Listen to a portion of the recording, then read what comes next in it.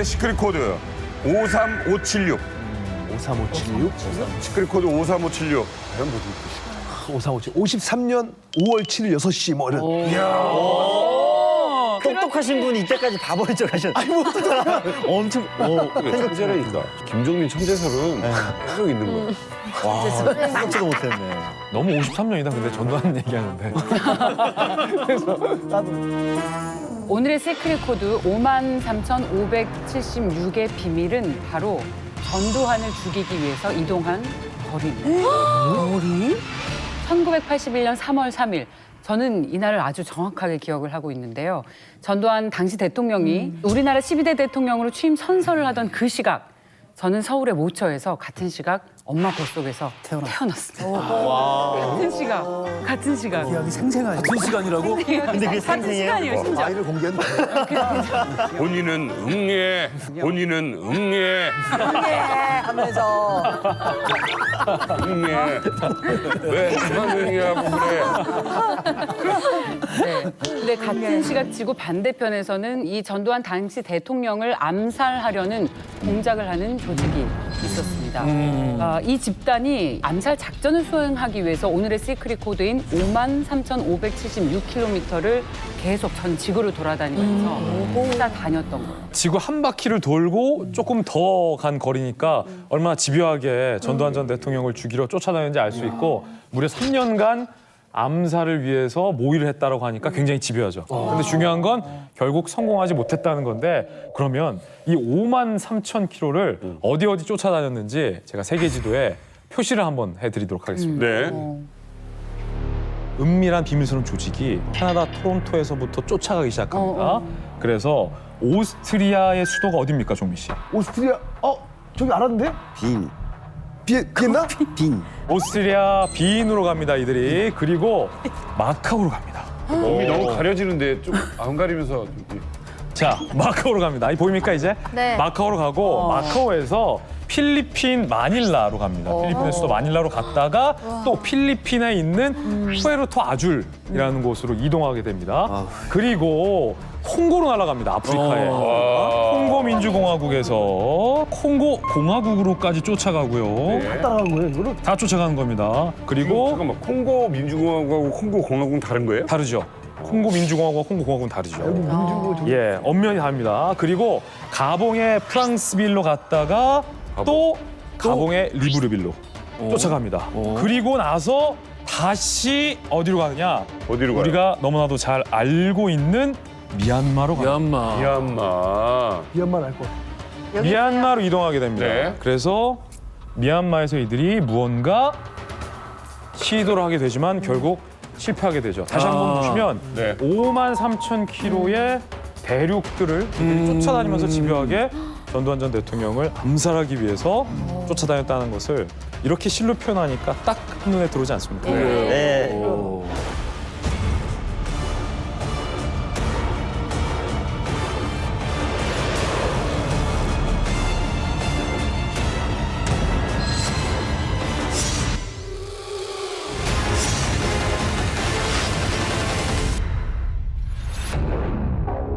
아니 뭐 이렇게까지 어마어마하게 왔다 갔다 했어요. 근데 이 집단 도대체 전두환 씨를 노렸던 그 집단 누굽니까? 아마 많은 분들이 미얀마, 버마에서 힌트를 얻었을 겁니다.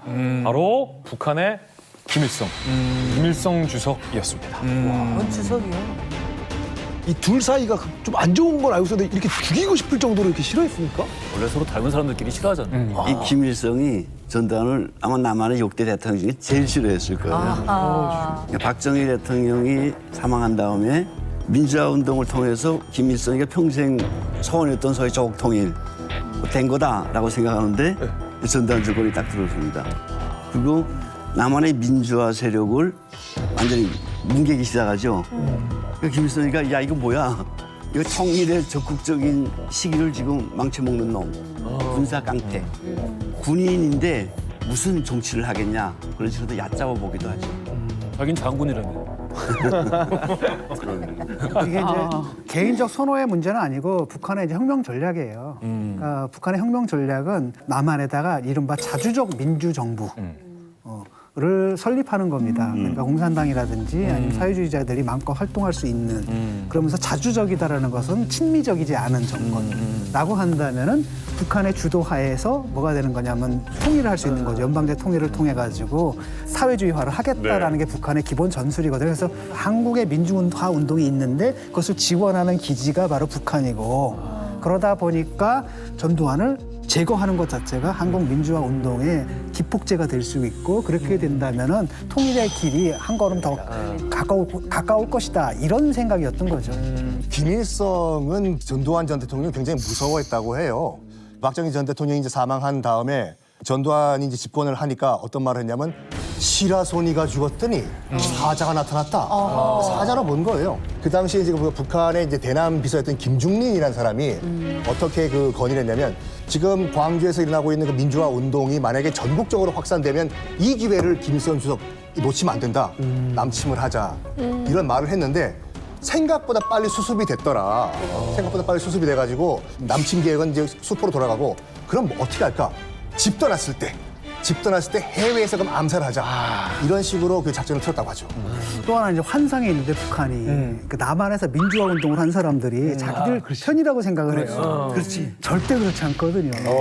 예. 절대 그렇지 않은데 이 사람들은 뭐라고 생각을 하냐면은 남한에서 이제 이게 유지가 되는 것은 소수의 군부 독재 정권 이놈들이 저기 지주죠 미국의 마름 노릇을 하고 이 마름 노릇하는 놈들만 딱 가게 되면 남한의 인민들은 몽땅 다 북한과의 통일 그런 다음에 원한다고. 장군님 품에 안기고 싶어하는 뭐 이런 거라고 좀 착각을 하는 거예요. 그래서 이제 박정희가 암살 딱 되고 나가지고 서울에 봄이란 게 왔잖아요. 근데 그걸 갖다 다시 억눌러 버린 거란 말이죠. 그래서 얘를 다시 제거를 하게 되면 또 다시 그런 상황이 오지 않을까라는 자기들만의 바람들이 있다라는 거죠. 그때 당시 김일성의 생각에는 나름 근거가 있었어요. 진중권 교수님이 여기에 민주화 운동의 대부로서 살아있는 화석 욕먹일 일인가 지금.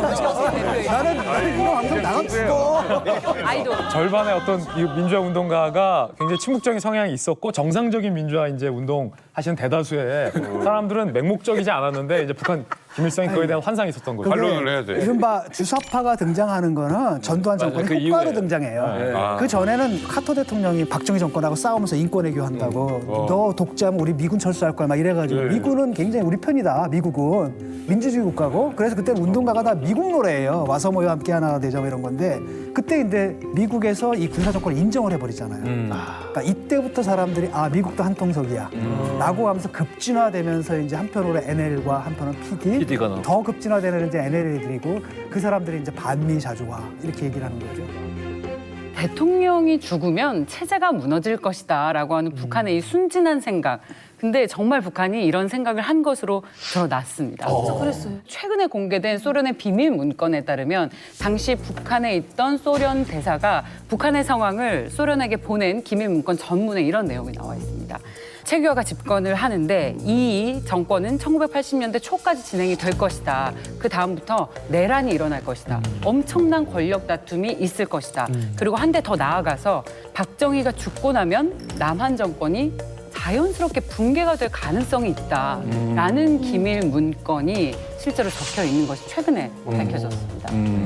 박정희 대통령 돌아갔을 때 학교에서 종을 막 때려요. 그러니까 땡땡땡땡 때리니까 온 학교 아이들이 운동장에 다 모였는데 만세를 부르라는 거예요. 그래갖고 거기서 만세 그리고 아이들이 너무 좋아서 강중강중 됐어요. 통일된다고 막. 중대 방송입니다. 박정희가 되졌습니다. 그런 방송에서 맞아. 그렇게 얘기를 해요? 방송 이춘희가 탁 나오더니 네. 박정희가 되졌습니다. 박정희가 되졌습니다. 만세. 그래서 학교에서 만세 부르고 아이들이 동동 뛰고 막 그랬어. 다행이다. 너무 웃기다 이거. 아, 갑자기 이만감 MC 오래 한 내가 이렇게 찝찝하냐? 왜요? 갑자기 내가 아, 우리 장기 집권. 왜 남희석이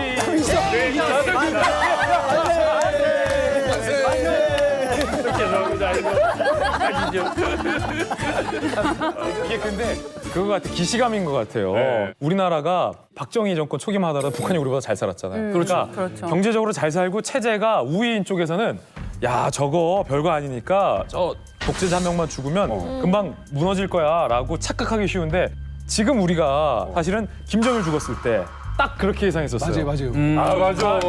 저거 체제 별거 아니야. 경제 없어. 김정일 죽으면 붕괴될 거야. 근데 막상 죽고 나서 맞아요. 김정은이 보안법이 됐잖아요. 그러니까 이제 김정은이 한 일주일 안 보이면 야, 저 김정은 죽으면 북한 별거 아니야. 이 반복되는 것 같아요. 입장이. 그러니까요.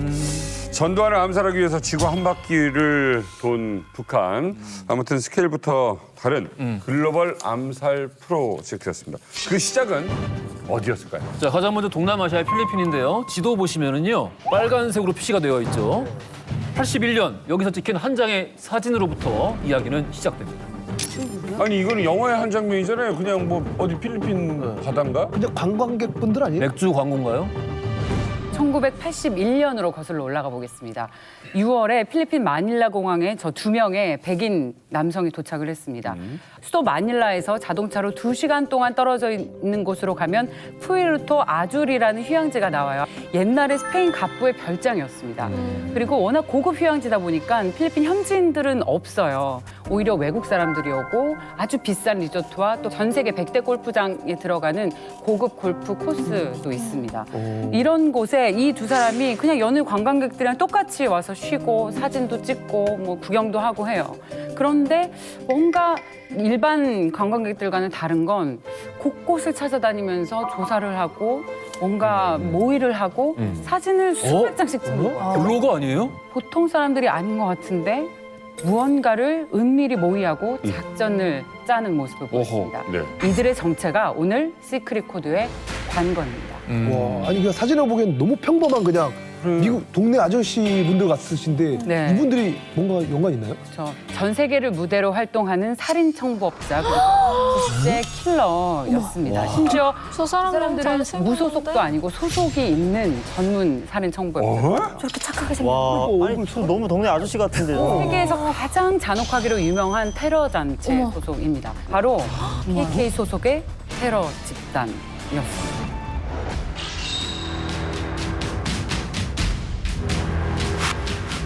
저 하얀 거 뒤집어 쓰고 이거 뭐야? 백인 우월주의 단체입니다.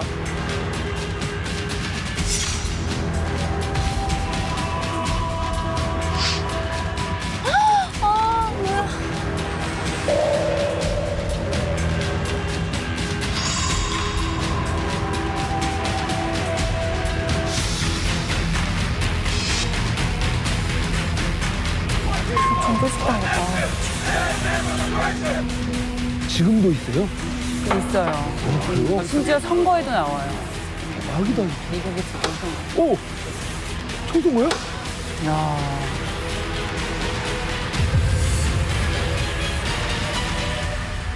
KKK가 네. 언제부터 국제 테러를 돈 받고 그러니까. 하청을 받았나요? 원래 만들어졌던 KKK는 아니에요. 변질된 거예요. KKK가 뭐의 약자냐면 큐클락스 클란이라는 거의 약자인데 네. 큐클락스는 이제 그리스어로 서클이란 말이에요. 원형을 그린다고. 클란은 클랜이란 영어 단어 이제 단체란 말이 많죠. 1865년도에 이제 미국이 남북 전쟁이 끝났잖아요. 예. 남부가 쑥대밭이 된 거예요. 또 졌잖아요, 남부가. 그래가지고 남부 소속된 젊은이들이 고향에 돌아왔을 때는 집은 다 불타버리고 어머니와 와이프는 먹을 게 없어서 구걸을 하고 있고 뭐 아버지는 돌아가시고 난장판이 되는 거예요. 이거 누군가 책임져야 되지 않냐. 우리가 뭘 잘못했다고 해가지고 어차피 남북 전쟁이라는 것 자체가 흑인 노예제 때문에 시작된 전쟁 아니냐. 근원적인 악의 원인을 없애자 해서 흑인들을 다 없애자라고 시작한 것이 KKK의 시작이에요. 그러다가 지금 같은 경우에는 흑인뿐만 아니라 모든 유색인종을 다 포함해가지고 백인 우월주의 단체를 약간 변질된 거죠. 처음에는 흑인으로 시작했다가 모든 아시안이든지 그냥 이제는 뭐 다 백인이 우월하다. 변질됐다기보다는 이제 발전했다라고 나름대로 스스로 진화했다라고 생각하시는 게 나을 것 같고 이게 스스로들 자기들끼리 선거를 통해 가지고 예. 2차 변혁이 있었고 3차 변혁이 있었는데 지금 3차 변혁 이후에 전 세계적으로 그냥 백인을 제외한 모든 소수 단체, 소수 민족, 소수 혈통들을 증오한다. 그들을 없애야 된다라는 이야기를 하는 거죠. 아까 전에 그 봤던 두 사람이 KKK 소속이라는 거예요? 자, 여기서 뭔가 좀 어색한 걸 우리는 느끼고 있어요. 왜냐면 백인 그렇지. 우월 단체고 극단적인 인종주의자인데 누군가에게 뭐 청부를 받고 청부살인을 한다? 이게 KKK가 지금까지 보였던 행태랑 너무 다르잖아요. 해외 테러를 지원하지는 않았거든요. 그러니까 이게 우리가 모두가 느꼈던 약간의 불편함이에요. 아니 이게 KKK랑 갑자기 도대체 왜 나오느냐. 억지로 붙인 거 아닌가? 자, 여기서 그 연관성이 드러납니다. 선글라스를 쓰고 시가를 문 인물. 네. 이 인물의 이름이 찰스 스티븐 야노버입니다. 총을 매우 잘 다뤘고 불법 무기 거래 전문. 이 사람이 KKK의 멤버예요. 그런데 동시에 유대계 미국인이 조직한 마피아 소속이에요. 오른쪽에 있는 맥주를 들고 있는 사람이 알렉산더 마이클 제롤. 이 사람이 야노버의 파트너예요. 오래전부터 킬러 활동에 손발을 맞춰온 파트너입니다.